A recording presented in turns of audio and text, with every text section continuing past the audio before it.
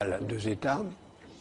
Mais en fait, l'autre situation idéale, c'est une ville qui soit en quelque sorte la capitale planétaire d'un univers. On peut imaginer un gouvernement mondial à Jérusalem, puisque c'est là où serait le point de rencontre de tout le monde.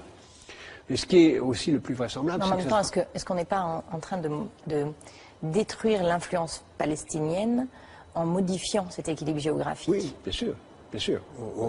La stratégie israélienne, c'est de créer les conditions de l'impossibilité d'une ville arabe. C'est pour ça que...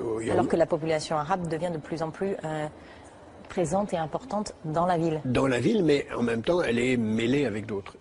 Et puis, il y a aussi la solution qui consiste la plus vraisemblable à ne rien faire. On le voit dans les dernières négociations qui ont commencé récemment entre les administrations israéliennes, américaines, palestiniennes, avec l'idée de on va tout régler dans le conflit du Moyen-Orient, sauf deux questions, celle des réfugiés et celle de Jérusalem. C'est-à-dire que Jérusalem ne sera pas la première question réglée, mais la dernière. C'est pour ça que d'ailleurs, dans la tradition juive, on dit beaucoup que la paix à Jérusalem est la condition de la venue du Messie. Le Messie arrivera par une certaine porte de la vieille ville et il arrivera soit pour faire la paix, soit quand la paix soit faite. Donc véritablement, il y a une dimension en quelque sorte utopiste, messianique ou utopiste, de Jérusalem comme lieu de la paix. En fait, les espoirs de paix dans cette région sont liés à ce qui se passera à Jérusalem même? On a souvent dit par exemple que le Liban serait le deuxième pays après l'Égypte à faire la paix.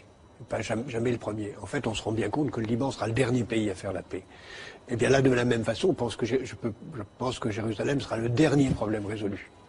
Parce que personne n'a intérêt à céder, ni les Palestiniens qui ne reconnaîtront pas l'indivisibilité israélienne, ni les Israéliens qui n'accepteront pas. Donc je pense que le statu quo est le plus vraisemblable, même si on peut imaginer, rêver d'un Jérusalem devenant capitale de la planète, qui sera un jour unifié autour d'un gouvernement mondial. C'est un joli lieu pour un gouvernement mondial.